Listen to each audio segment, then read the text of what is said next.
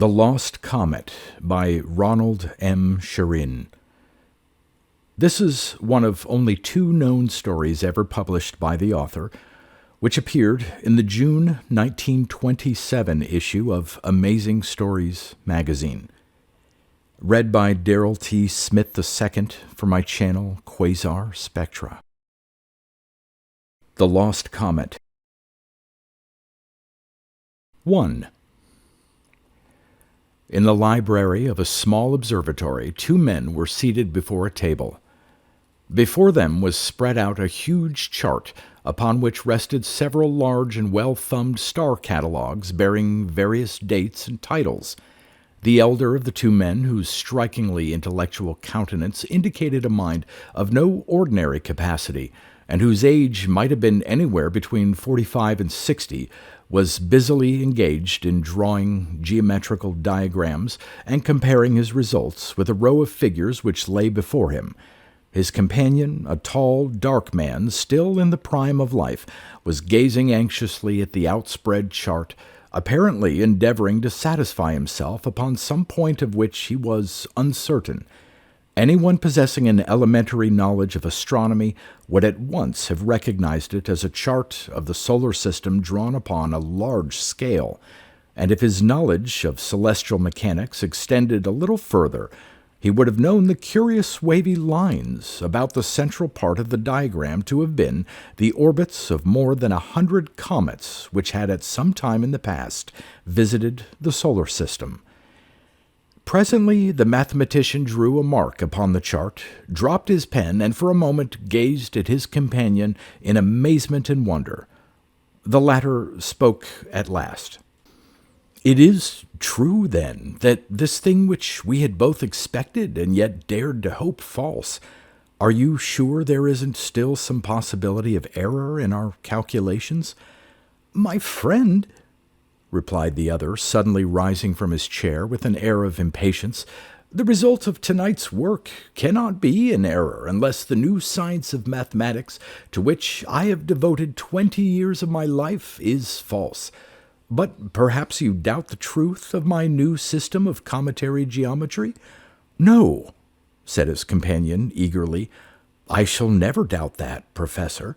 For although an unbelieving world refuses to recognize the greatest mathematical genius that has lived upon this planet since the time of Newton, I, Jean Bourget, humble stargazer and visionary though I am, salute you in the name of Urania, the immortal muse of astronomy.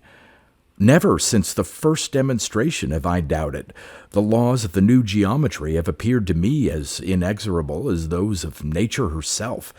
In short, dear master, you have only to speak.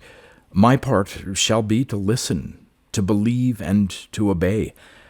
Attend, then, to what I am about to relate," replied Professor Montesquieu, for such was his name. "You, of course, know that Biela, an officer in the Austrian army, accidentally discovered a new comet on the evening of February 27th, 1826. This comet was carefully observed by contemporary astronomers, and it was soon assigned a period ranging between 6 and 7 years. Between 1826 and 1845 it made 2 regular appearances, but in the latter year it was seen to separate into 2 distinct parts. True to its old period, the comet returned in 1852, but this time its components were over 1,000,000 miles apart. Then it disappeared. But in 1872, after it had twice failed to reappear, there came from the very region of the cometary path one of the most brilliant meteor showers ever recorded in astronomical history. Klinkerfues of Berlin assumed this display to be due to a direct encounter between the disintegrated comet and the Earth, but, strange to say, the mysterious visitor was shortly afterwards observed to be retreating towards Theta Centauri in the southern heavens. Now, the question was, what had become of Biela's comet? Where had it gone? Astronomers, with but the most crude and elementary mathematical science at their command, naturally were obliged to accept a simple answer. In fact, all they had to say was that the comet had conveniently disintegrated. This explanation was simplicity itself, and who would be the wiser? Assuredly not the public, for were not the public always delighted with that which least taxed their power of comprehension? Consequently, the memory of Biela's comet has died, except in the minds of a few observers who understand the meaning of the late November meteor showers, which occur at regular periodic intervals, coinciding with the former period of the comet. As Montesquieu paused, Bourget asked, "And these showers do not explain everything? Do they offer no proof of the comet's disintegration?" "Ah, my friend," resumed the professor rapidly, "I perceive that you are but little acquainted with the deeper mysteries of cometary geometry, even though your intentions are excellent. Proof indeed! What does the November meteor shower prove, except that this miserable fragment of the great comet continues to follow the path of its ancient ellipse, showering the earth with a few infinitesimal particles during perihelion?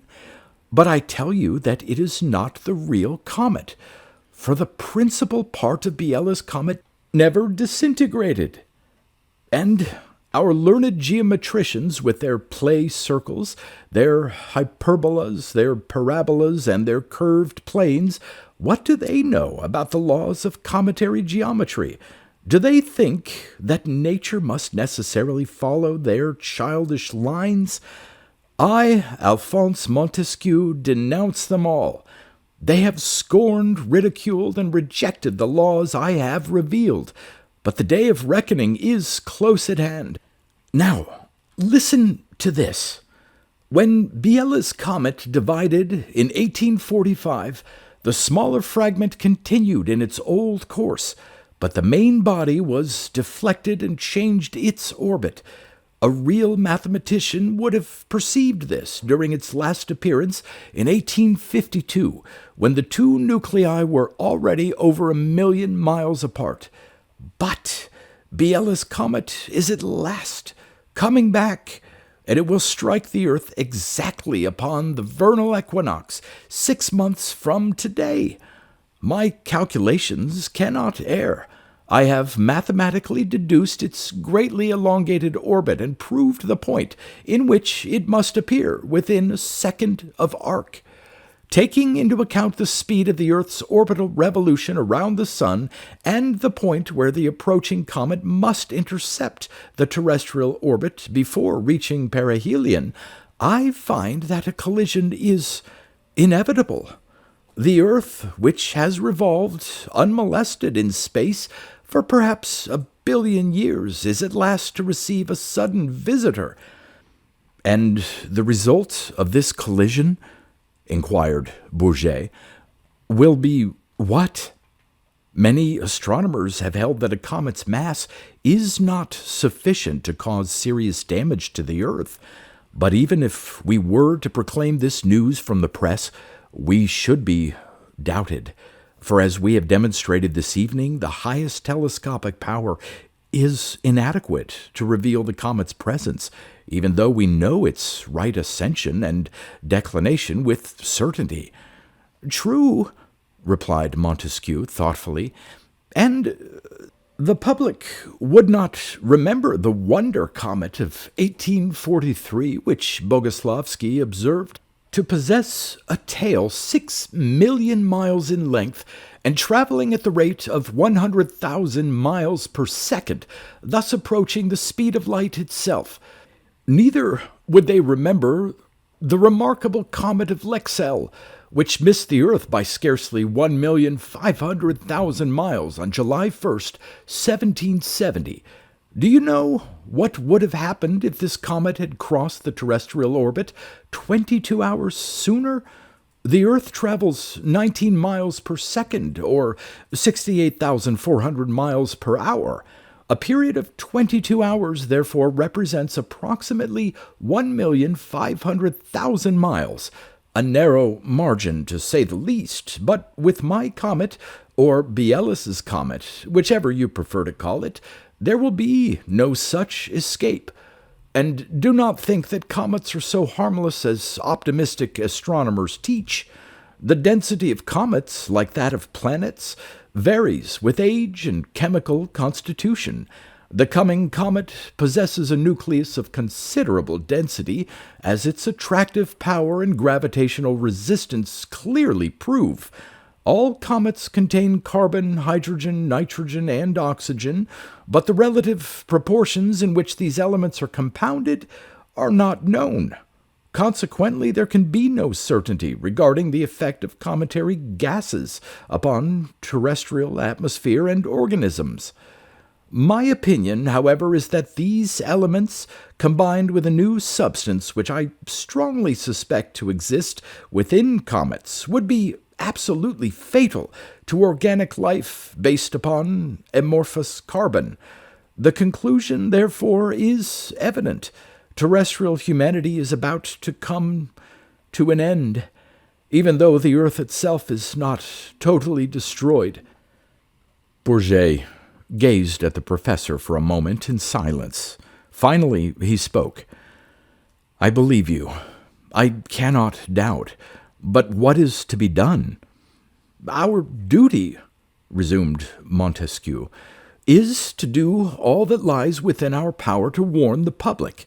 If chemists could only be made to believe, perhaps even yet there might be time for the discovery of a means of protection against the cometary gas.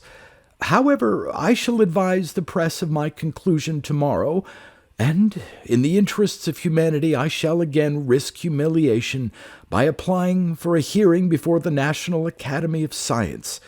With your assistance, I shall at once draw up my report, which must be presented at the next meeting of the Academy 10 days from this date." A few moments later, Professor Montesquieu was rapidly dictating, while Bourget, who acted in the capacity of secretary, wrote hurriedly upon a paper which lay before him. 2. 2 days after the interview described in the preceding chapter, the following account appeared in the morning edition of La France, a leading Paris daily. Savant predicts end of world. Claims lost comet which vanished in 1852, about to return and destroy Earth. Scientists pay no attention to warning. Paris, October 23rd. Professor Alphonse Montesquieu, long known as an eccentric mathematician and astronomer, has announced the startling news that the Earth is due for a sudden collision which will occur upon the exact date of the vernal equinox, March 21st, 1931. The professor's amazing theory is based upon the division of Biela's comet, which occurred in 1845. Records show that the comet reappeared in 1852 with its component parts already 1,200,000 miles apart.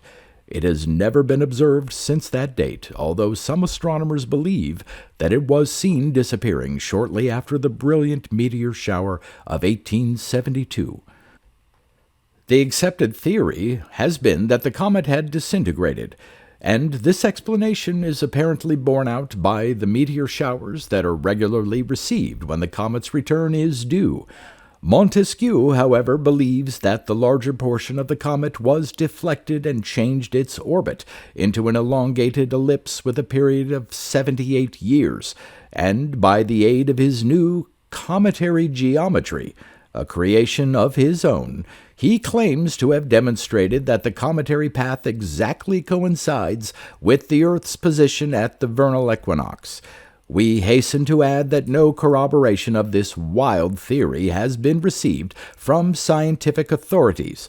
Upon receipt of the communication, reporters were immediately sent to interview several well-known astronomers residing in the city, who were unanimous in pronouncing the whole affair to be either a crudely planned hoax or the creation of a madman. It is said that Montesquieu's collaborator in this investigation is one Jean Bourget, an astronomer of doubtful standing, and that the pair have actually had the presumption to apply for a hearing before the National Academy of Science. Those acquainted with the professor's previous activities inform us that he was once accorded the privilege of reading a paper upon his new geometry to the same assembly, but the whole proceeding was so ludicrous that his hearers could not restrain themselves until the reading was over, whereupon Montesquieu retired in disgust, vowing never to enter the Academy again. There is little doubt that his second request will be refused, and there are already serious doubts regarding the professor's sanity.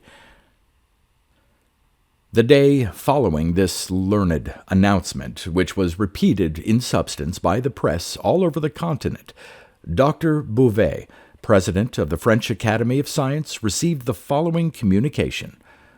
Montesquieu Observatory, October 24, 1930.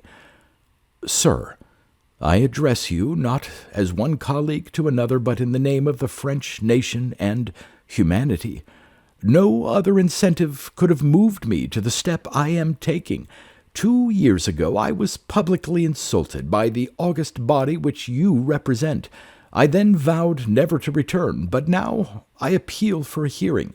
Biela's comet is returning, and the destruction of humanity is certain, if preventative measures are not taken immediately. Your duty is clear. There is no time to lose.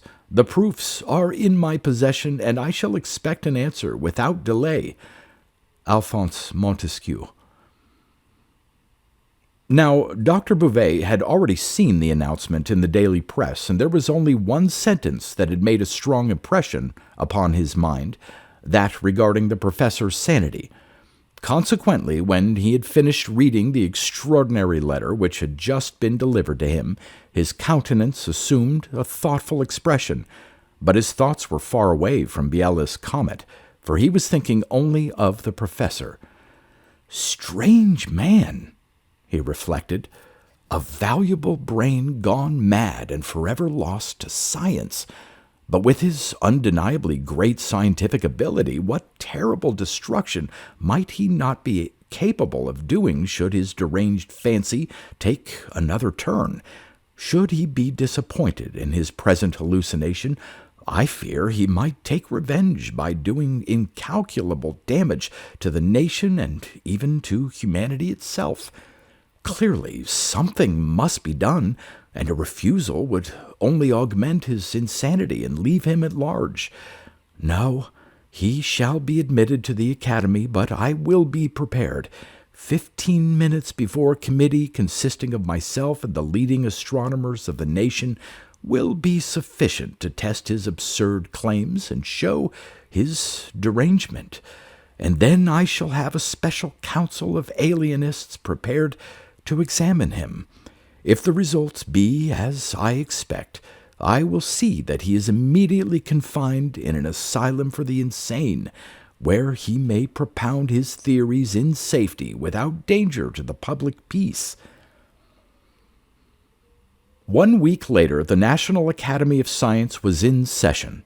True to his determination, Dr. Bouvet had called together the leading astronomers and mathematicians of France, and Professor Montesquieu had been granted 15 minutes in which to present his theory to the learned assembly. The last speaker was just finishing his paper. When he was done, it would then be the professor's turn to speak. Dr. Bouvet was fully prepared. Upon his right was seated Henri Vallière, director of the Paris Observatory. Upon his left was René Beauchamp, the leading mathematician of France. In an antechamber of the building, a selected group of mental specialists was waiting. Professor Montesquieu, accompanied by Jean Bourget, was seated in a conspicuous position in the upper end of the hall. At length, the speaker concluded. There was silence. The president rose, fixed his eyes upon the professor, and proceeded in his most majestic tone. Alphonse Montesquieu, you have applied for a hearing before this assembly.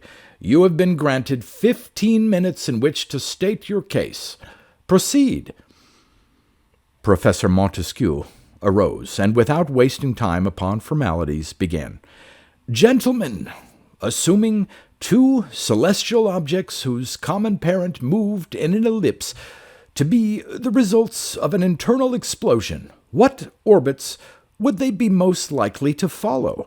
You will remember that in mathematical researches upon the orbits of asteroids, it was universally assumed by astronomers that, in case the minor planets were the remaining fragments of the ultra-Martian planet required by Bode's law, their orbits would, at some time in the past, have intersected the point where the explosion occurred. However, as investigation proved that such intersections had occurred only in relatively few cases, the existence of the hypothetical planet was considered disproved. In the point which I wish you to consider, I appeal to the same inexorable law of celestial mechanics. When Biela's comet divided in 1845, the same principle was involved. In 1852, when the comet reappeared, it was evident that the orbit of each nucleus had been changed, for the twin comets were already 1,200,000 miles apart. Further proof of this orbital change was furnished by the Earth's collision with the disintegrated cometary fragment in 1872. We may assume, however, that, as regards celestial distances, the orbit of this minor nucleus continued virtually the same, showering the Earth with its debris at regular periodic intervals. But what became of the major nucleus? And, above all, what would have been the nature of its orbit? Some of you already know that, so far as celestial phenomena are concerned, I conceive both the parabola and the hyperbola to be physical and mathematical impossibilities. Cometary geometry allows of only one orbit, the ellipse, so long as the nucleus is free from serious gravitational perturbation. Now, in accordance with the theorem first adduced, it follows that the divided fragments of Biela's comet must eventually pass through a common point of intersection. Let AA represent the diameter of the original ellipse. Let X be the point upon the orbit where the comet divided into the fragments B and C, and you will find that C, which has the more elongated orbit, must finally intersect the path of B at X. X, gentlemen, is the precise point in space this planet will occupy at the vernal equinox next March. A collision is inevitable. The mathematical proofs of this catastrophe are here available for your inspection, and I strongly urge that suitable measures be taken to discover a means of protecting humanity against the poisonous gases which the impending collision will produce. My time is up. I thank you." At this point, Professor Montesquieu walked to the president's chair, handed him the report which he had prepared, and quickly resumed his seat. The impression produced upon the assembly by the discourse they had just heard would be difficult to describe, but upon every countenance the same expression was visible. Stupefaction, wonder, and amazement were written clearly upon the face of each member. Dr. Bouvet slowly took up the paper, and after a momentary glance handed the sheet to the mathematician at his left. This learned gentleman, after scrutinizing the professor's calculations with a puzzled air, leaned confidently toward the president. "Mad," he whispered. "These insane scribblings can be nothing else than the creations of a madman. I refuse to consider the matter further. If your measures are prepared, I advise that you proceed with them immediately." The professor had made a fatal error, which could hardly have been avoided even if it had been foreseen. Being a mathematical genius, he had for years scorned the applied mathematics of his time and had evolved a new and revolutionary system from the realm of pure mathematics. Consequently, his symbols, although relatively simple, were intelligible only to himself and Bourget. Indeed, the conclusion which he had reached by the new method could not have been deduced or even expressed by ordinary mathematical symbols. It was, therefore, hardly surprising that a mathematician of the old school should utterly fail to grasp the meaning of the calculation. Professional pride, however, would not permit this fact to be recognized, and so, like many another innovator, Montesquieu was to pay dearly for his temerity. The president's features assumed a determined expression. Rising and beckoning to the professor, he said, "Monsieur Montesquieu, this matter must be discussed privately and at greater length. Will you have the kindness to follow me into the adjoining room?" Without suspecting the plot which had been laid against him, the professor rose from his seat and followed Dr. Bouvet out of the hall. 2 hours later, the name Alphonse Montesquieu was officially registered in a secluded institution for the insane, which was located a few miles outside of Paris. 3. In the latter part of February, the astronomical world was on this qui-vive.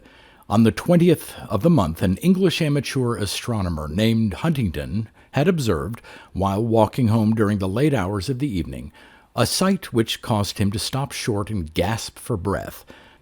In the constellation Cassiopeia, within 3 degrees of the spot where Tycho Brahe's famous temporary star had appeared in 1572, was a brilliant nova, already of the 2nd magnitude. Realizing that his long-desired opportunity to make his name known in astronomical history had arrived, the young man had rushed to the nearest telegraph station and hurriedly written the following message to the Greenwich Observatory. London, February 20th, 1931. 2nd magnitude nova just appeared near Kappa Cassiopeiae. Huntington. That night, telegraph lines and cables were kept busy by communications among observatories all over the world.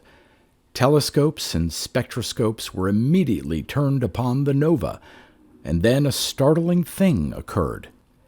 When the first large telescope was directed toward the new star, the astronomer rubbed his eyes in bewilderment, for instead of showing as a mere bright point of light, as stars generally do, the diameter of this strange object increased tenfold when viewed through the telescope.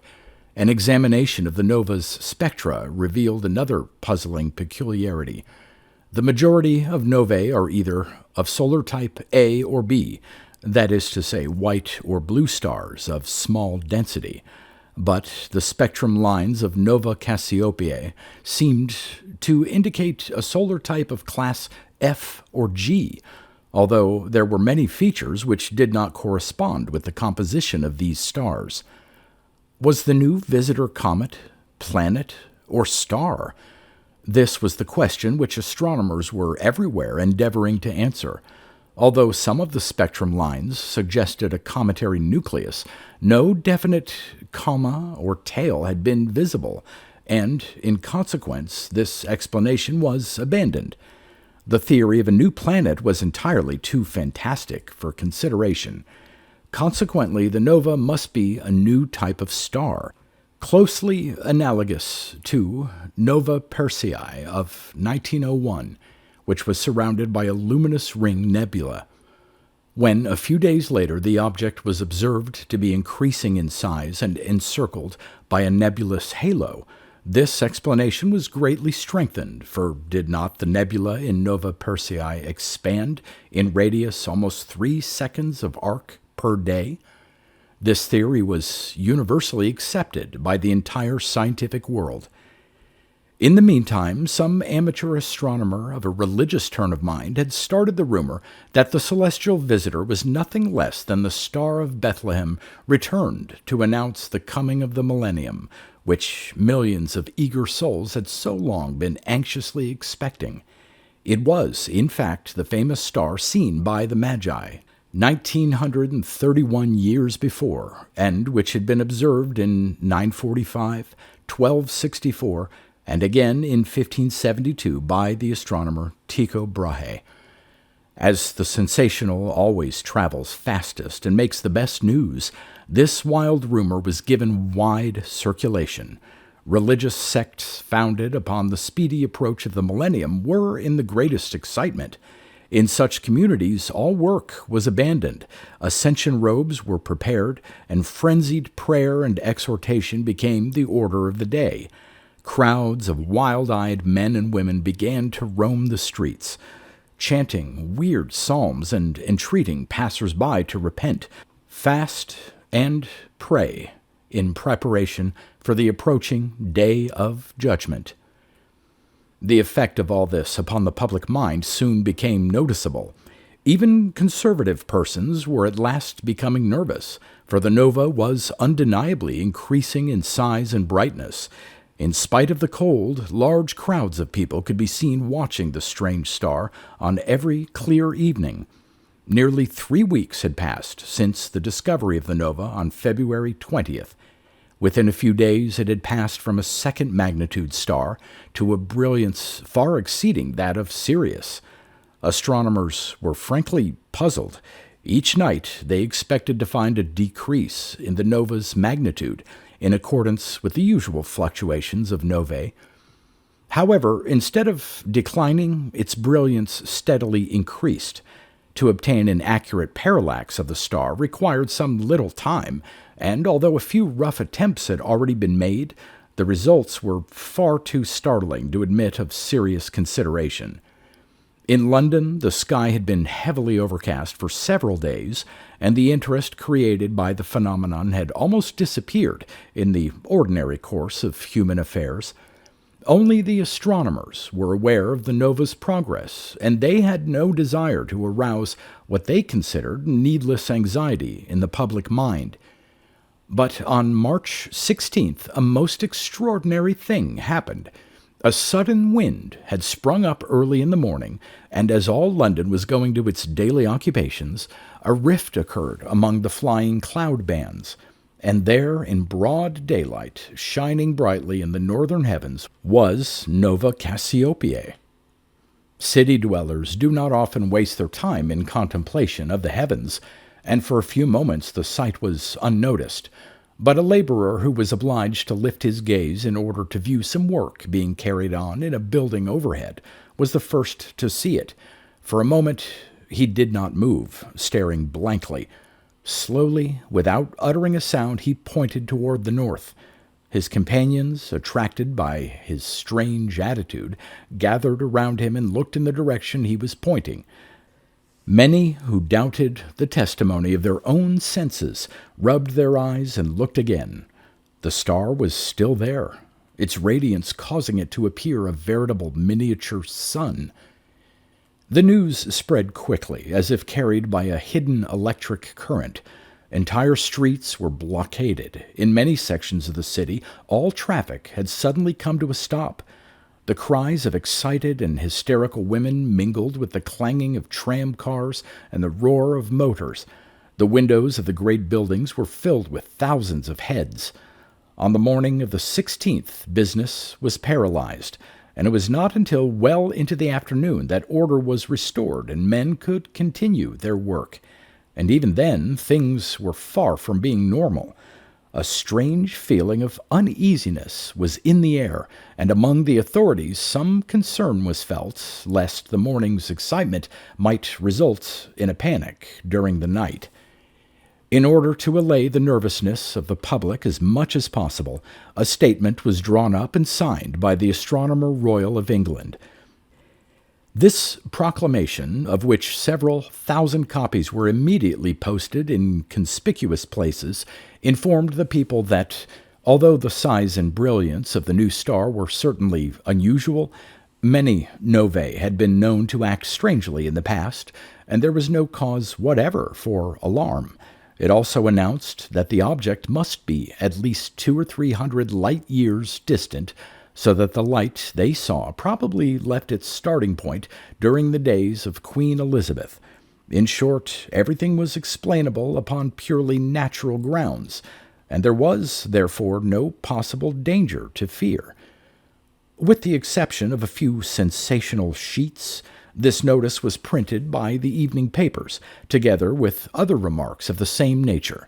Thus reassured, and the clouds having reappeared, people went home to their dinners feeling rather sheepish over their previous anxiety. But another surprise was in store for them, for that evening the sky completely cleared, and behold, the nova's light exceeded even that of the moon. The city was illuminated almost as brightly as during the murky London day. Despite the assurances of the astronomers, the effect was ghastly. That night, millions of the city's inhabitants stood gazing at the strange phenomenon and speaking to one another in subdued and frightened tones. The effect of the proclamation had worn off. The people were not so certain of the astronomer's infallibility. What had occurred in London had happened in nearly every other city in the world. Paris, Vienna, Berlin, Leningrad, Rome, and New York had all been shaken by the sight of the new star. Observatories, colleges, and weather stations had been flooded with inquiries. Each day, the press contained some new note of reassurance from the authorities. The authorities, however, were no longer very sure of themselves. In all of this time, no one had thought of Biela's comet or Professor Montesquieu's prediction. But now that the date of the vernal equinox was almost at hand, an astronomer of the French Academy who had heard the professor's warning voiced the opinion that the nova might be the predicted comet. This suggestion, which was at first ridiculed, gradually gained ground, and by the 19th of March, 2 days before the vernal equinox, the scientific world knew with certainty that the visitor was actually a comet approaching perihelion at a rapidly increasing speed. It was at first intended that the news should be confined to scientific circles and not be made public, but as such news usually does, it soon leaked out and was made known to an already badly frightened world. Business was suspended. The evening of the 19th and the morning of the 20th saw the most startling scenes ever witnessed among civilized people. Sleep was unthought of. Even the necessity of eating and drinking was forgotten. Churches, newspaper offices, and centers of learning were filled and surrounded by fear-stricken mobs, eagerly snatching at the most wild and impossible rumors. Early on the morning of the 20th, the French Academy had hurriedly assembled at a notice from its president. As the scientists took their seats, their faces appeared drawn and haggard, yet there was no sign of fear. These men, who realized more fully than the crowd outside the real nature of the peril, were nevertheless calm and attentive. Dr. Bouvet slowly rose to address the assembly. His face was pale, and deep circles were around his eyes. But his calm and self-assurance were perfect. Never had he appeared more worthy of the high position which he held. "Gentlemen," he began, "at this, which is perhaps our last meeting, I have only one sentiment to express: regret. I have failed in my duty, and the fault is solely my own. The only man capable of predicting the impending catastrophe was too great a genius for us to understand. Only one thing remains for me to do, to make what restitution I can to the man I have so greatly injured. I go, gentlemen, to the side of Alphonse Montesquieu, the world's greatest mathematical genius and the glory of the French race. Those who wish may follow." 4. Professor Montesquieu had taken his confinement quite philosophically, for he was given complete freedom in the establishment, and he was certain that in a few months his prediction would be fully vindicated. Jean Bourget had been the professor's constant companion during the latter's retirement, and the two had spent many pleasant hours in perfecting the new mathematics and watching the approach of Nova Cassiopeiae after it had become visible. The professor had, moreover, followed the trend of events through the columns of the daily press, and while he was naturally moved to compassion at the panic caused by the approaching collision, he was nevertheless intensely interested in the results which this collision would produce. This sense of agreeable expectation at the approach of an impending catastrophe is peculiar only to the genuine man of science, and would be wholly unintelligible to the man of the world. The professor would have gladly given his life or done anything else in his power to avert the collision and save humanity. But as he could do nothing further, and as the catastrophe was no fault of his own, he felt a lively professional curiosity in the coming event. Professor Montesquieu had expected a last-moment visit from his scientific colleagues of the Academy, and in consequence he was not surprised when he saw several motor cars draw up in the driveway outside, and his old enemy, Dr. Bouvet, step out of the foremost machine. In view of his victory and the approaching destruction of them all, the professor had lost all feeling of rancor toward his old enemies. Indeed, he experienced a sort of professional pity for their ignorance. It was, therefore, with a smile of welcome that he met Dr. Bouvet at the door of the apartment. "Alphonse Montesquieu," said the president simply, "can you forgive me?" "Yes," replied the professor with some emotion. "I do forgive you most freely. The fault was mine as much as yours, for had I been less stubborn and put my calculations in more understandable form, the present situation might never have occurred. However, it is now too late for regrets. Let us lose no part of this mighty spectacle about to be presented to our eyes. I have a small telescope installed here which will serve for any observations we may care to make. Paris, I understand, is panic-stricken. Undisturbed observation would there be an impossibility. Let us remain here undisturbed, where science may observe. If the disaster is not complete, our observations may be of great value to the future." The setting sun was just disappearing over the western horizon, its golden rays showering the earth for perhaps the last time in its history. But with the disappearance of the sun, twilight did not ensue. Instead, a weird phosphorescent brilliance took its place. The awful proximity of the cometary mass was now fully apparent. It occupied over a quarter of the entire sky. In the center, the disk of the nucleus could be clearly discerned, while the glowing coma shot out by the expulsion of light seemed nothing less than the fiery breath of some dragon of antiquity. The professor had calculated the comet's speed when near perihelion at not less than 100 miles per second. His observations showed that the nucleus was now approximately 2,500,000 miles distant from the ecliptic, its course being in a direct line with the Earth's position at the vernal equinox. As the comet was traveling at the speed of 6,000 miles per minute, or 360,000 miles per hour, it would strike the Earth's orbit in about 7 hours. The Earth, moving at the rate of 68,400 miles per hour, would traverse the remaining 478,000 miles, separating it from the equinox in exactly the same time. The collision, therefore, would be due at 1 o'clock in the morning, when the vernal equinox would have been reached. The scientists watched through the long hours in almost unbroken silence. Awe and interest were mingled upon their faces, yet even now there was little fear. Trained in the observation of nature for years, they were not to be terrified by her manifestations. By midnight, the whole northern sky seemed to be on fire. The few first-magnitude stars which had been visible in the early evening had long since faded from sight, and the earth was now illuminated by a ghastly radiance apparently exceeding even that of sunlight. The atmosphere had at first felt sultry, and this had given place to steadily increasing heat. In a small church located a short distance away, the bells were tolling. Inside, devout peasants were lying paralyzed with fear. Heroic priests, upheld by their faith, were administering the last sacraments. But there was little response.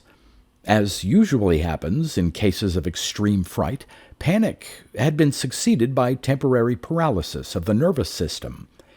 At 5 minutes to 1, Professor Montesquieu and his companions witnessed the most striking spectacle ever recorded in the history of the world. The sky was now one complete ball of flame. Due to the intense heat and noxious cometary gases, the air was suffocating.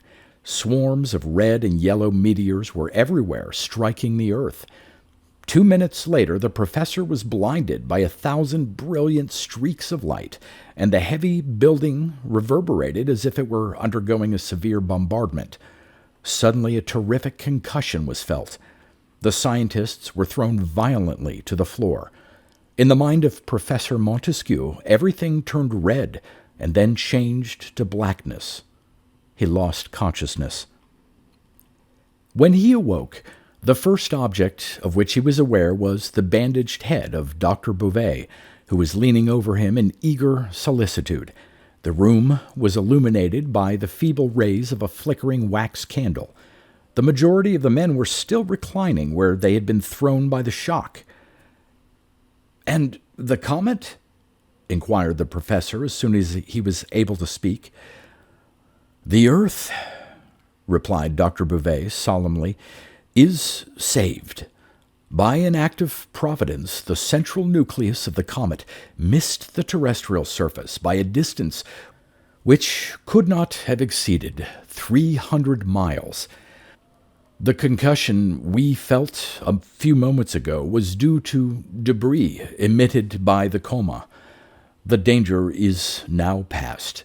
Much damage has undoubtedly been done, but nothing has occurred that cannot be repaired within a few months' time. And there, my friend," he continued, suddenly pointing to a broken window, "is the last I hope we shall ever see of this mad comet." And high in the southern heavens, its tail now clearly visible, was Biela's fast retreating comet, plunging headlong into space. For a few moments the professor was lost in meditation. Finally he spoke. "Gentlemen," he said quietly, "I have made a serious and unforgivable mistake. This deviation in the comet's path is wholly accounted for by the perturbation caused in passing the Jovian orbit. How this could have been overlooked in my calculations, I cannot conceive, but I offer both you and the world my most humble apology. And to think of the untold suffering and panic I might have prevented had I but foreseen this. But let the blame and the humiliation both be mine." "But, my dear Montesquieu," interrupted the president impatiently, "what madness is this? Do you not realize that your prediction has justly entitled you to be considered the foremost mathematician of the world? Think of the glory this will reflect upon France. Alphonse Montesquieu, the French Newton, the new mathematics will revolutionize the world." "No," replied the professor gravely, "I have failed. Although I rejoice in the escape of humanity, I cannot return to the world. The world soon forgets, and in reaction from its panic it will claim revenge. I should soon be ridiculed and perhaps even be accused of having caused the panic by my false predictions. No, my friends, I cannot return. I intend to stay where I am. You were right in placing me here, and I shall remain." And the professor kept his word.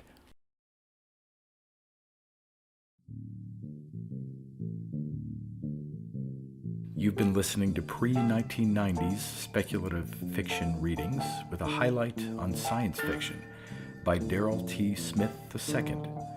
please consider clicking the donation link in the description box. Thank you so much for your time and your imagination.